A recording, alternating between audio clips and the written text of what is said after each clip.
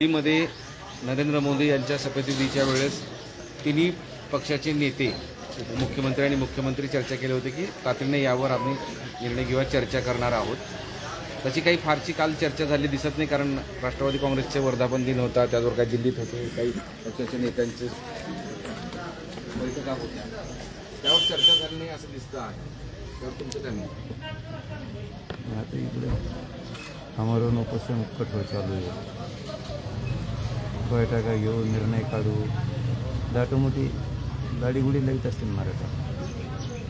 गोड बोलून काटाकाडाचं काम करत असते ना, एका दिवसाचा अंदाज दिसतोय. मग म्हणायचं आम्ही तातडीनं मार्ग काढतो आणि इकडं कठोर आमरण उपोषण सुरू आहे. तातडीनं मार्ग काढतो म्हणायचं, 5-5 दिवस होऊ द्यायचे. याला डावसुद्धा असू शकतो असं वाटतं, असं वाटते अंदाज आहे. कोणाला जर मराठीची माया असते 4-4 दिवस उभूच दिली नसते त्यांनी. छगन भुजबळ असं म्हणाले की जे आरक्षण दिलं आहे ते टिकणार आहे, विनाकारण वाद वाढू नये. तू नको सांगू मला, आम्हाला कळतं. मागच्या वेळेला दादा तुम्ही तर ते असंही म्हणाले की मराठा आरक्षणामुळे आम्ही पडलो नाही आणि तसं समजून पण नका. थोडं थांबा, कळलं. एकीकडे सांगायचं की चर्चा करतोय, दुसरीकडे अशा पद्धतीनं भूमिका मांडायची, तर हे केवळ तुम्हाला खेळवण्याचं चालू आहे का वाटतं?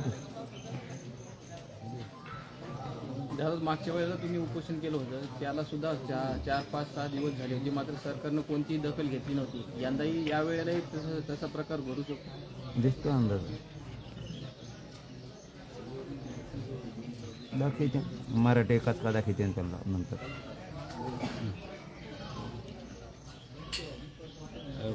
वैद्यकीय पथकाकडून कालपर्यंत तपासणी करण्यात आलेली होती.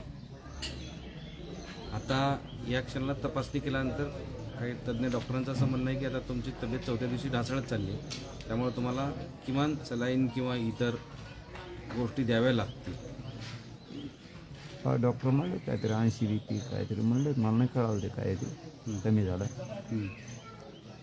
उपचार घ्यावा लागते. चालेल, मी नाही घेणार.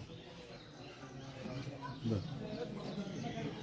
मागच्या सारखी तुमची भूमिका ठामच आहे की उपचार घेणार नाही? नाही घेणार.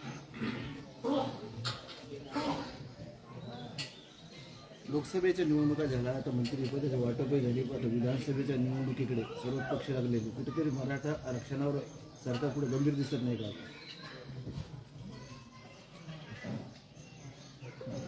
दादा वेगवेगळे आमदार जे आहेत ते आता हळूहळू पाठिंबा देण्याचे पत्र जे आहे ते देताना आपल्याला बघायला मिळत आहे. Okay, yes, thank you. घ्या काळजी तुम्ही. ठीक आहे, आवाज कमी येतो.